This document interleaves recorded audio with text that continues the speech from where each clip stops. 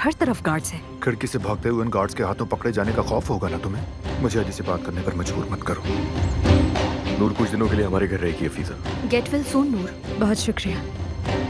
आपके पास ये पैसे कहाँ से आए हैं ये मुझे पता है। बाबा ये सब कुछ जो हुआ है वो सिर्फ आपका ही किया धरा है। तुमसे गलती हुई है तो सोच ली मैंने अच्छी तरह की सजा क्या दी जाए तुम्हें उसकी।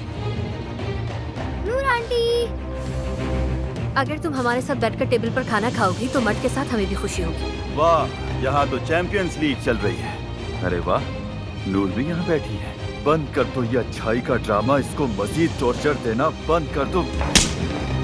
ये आपको गाड़ी में मारने ही वाला था।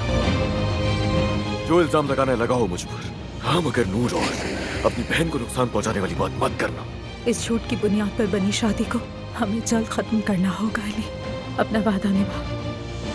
ये मोहब्बत बदुआ बन गई है।